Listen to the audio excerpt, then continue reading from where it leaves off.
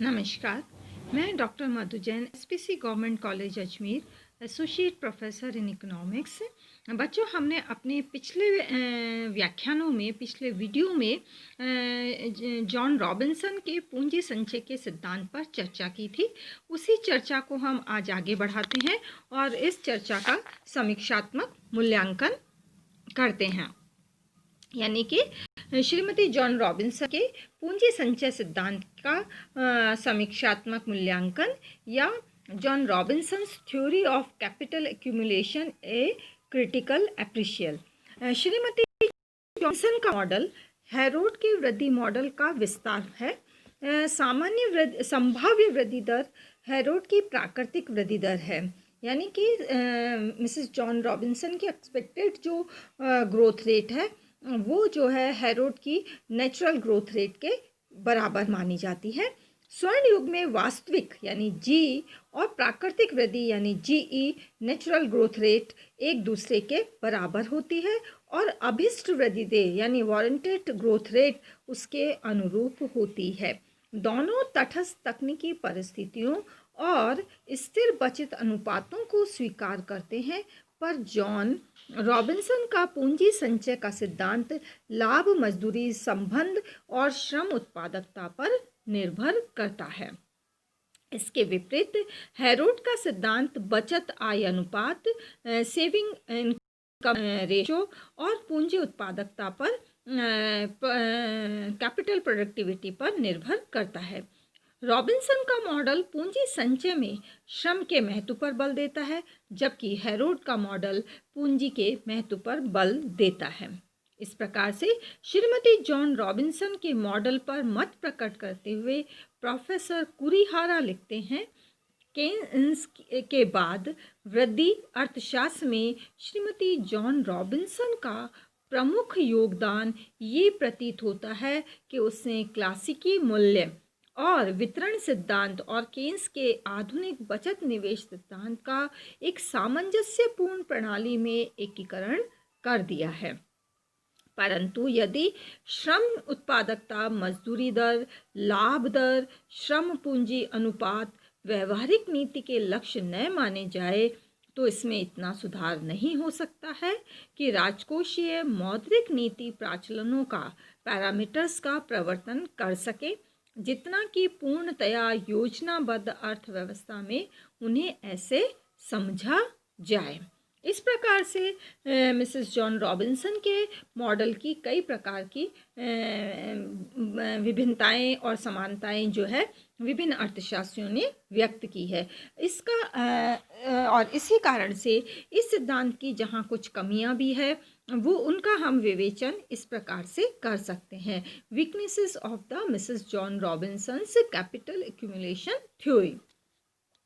Number 1, आर्थिक वृद्धि को निजी लाभ प्राप्तकर्ताओं पर छोड़ना जो है सही नहीं है।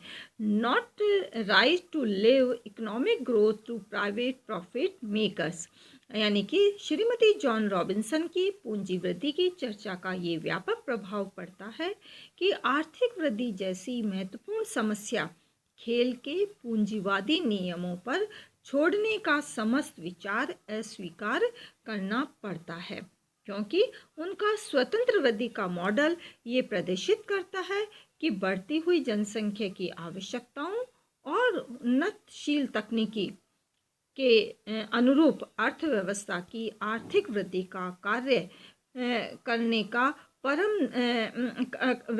का परम कार्य निजी लाभ प्राप्तकर्ताओं पर छोड़ना कितना विपत्तिजनक और असुरक्षित है।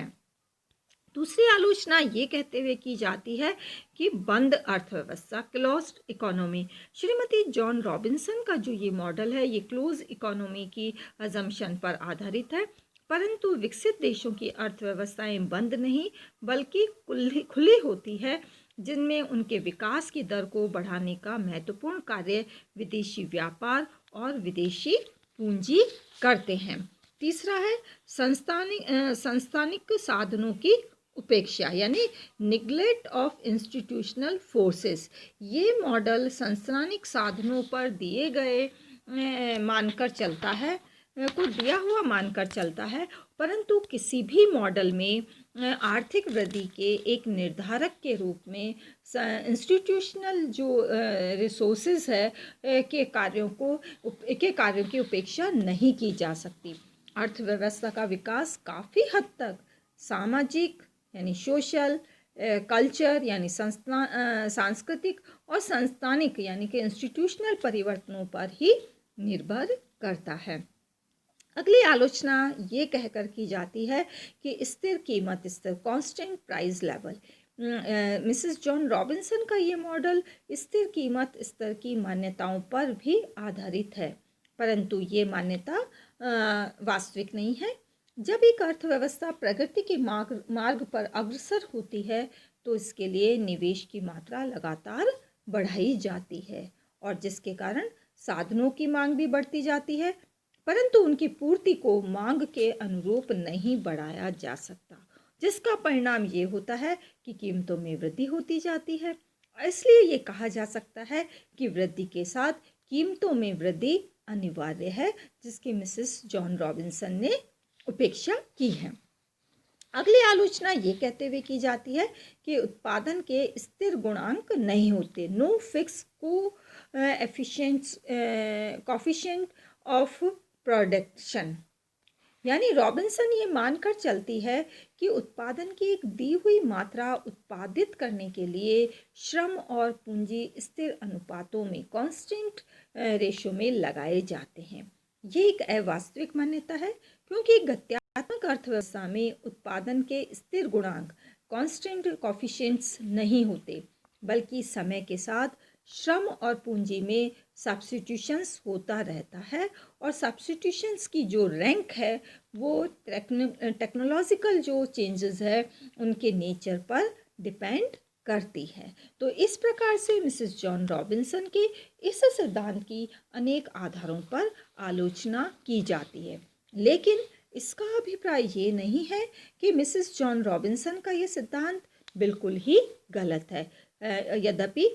तथापि इस सिद्धांत की जो अल्प विकसित देश है उनमें काफ़ी ज़्यादा इनका जो है एम्पेरिकल वैल्यूज़ है, अर्थात अल्प विकसित देशों पर मिसेस जॉन रॉबिन्सन के सिद्धांत की व्यवहार्यता, its applicability to underdeveloped countries.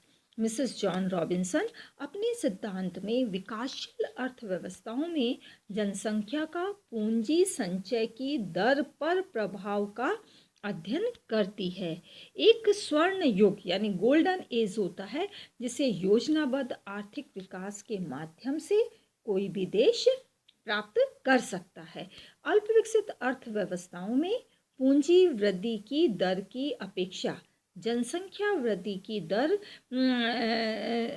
जो है वो से पूंजी वृद्धि की दर अधिक होने की समस्या का सामना करती हैं। यानी अल्प विकसित देशों में पूंजी वृद्धि की दर की तुलना में जनसंख्या वृद्धि की दर ज़्यादा होती है, और अर्थात हम ये कह सकते हैं कि delta n divided by n is greater than delta k divided by k, जैसा कि मिसेस जॉन रॉबिन्सन ने अपने अध्ययन में अपने इस मॉडल में बताया है। ये ऐसी अर्थव्यवस्थाओं में बढ़ रही अल्प रोजगार की प्रवृत्ति को ही प्रकट करती है। जॉन रॉबिन्सन के आर्थिक वृद्धि सिद्धांत के लिए संभाव्य वृद्धि अनुपात एक्सपेक्टेड ग्रोथ रेशियो बहुत महत्वपूर्ण है। स्वर्ण युग वृद्धि अनुपात पर निर्भर करता है। यदि योजना अवधि के लिए श्रम शक्ति की वृद्धि दर तथा प्रति व्यक्ति उत्पादन के आधार पर संभाव्य वृद्धि अनुपात एक्सपेक्टेड ग्रोथ रेशो का हिसाब लगाया जाए तो योजना का कार्य अपेक्षाकृत आसान हो जाता है। एक अल्प विकसित अर्थव्यवस्था में पूंजी संचय की दर हमेशा एक्सपेक्टेड ग्रोथ रेशो से कम ही होती है, और यही कारण है कि एक पिछड़ी हुई अर्थव्यवस्था होती है वो, और उसमें श्रम शक्ति का यानी जो लेबर फोर्स है उनका आधिक्य पाया जाता है। अतः अर्थव्यवस्था के लिए पूंजी संचय की दर को वृद्धि अनुपात के स्तर तक बढ़ाना योजना प्राधिकरण यानी कि जो प्लानिंग अथॉरिटीज़ होती है उनके हाथ में होता है, परंतु पूंजीवादी नियमों का अनुसरण करके अल्प विकसित देश दोनों को बराबर नहीं कर सकते।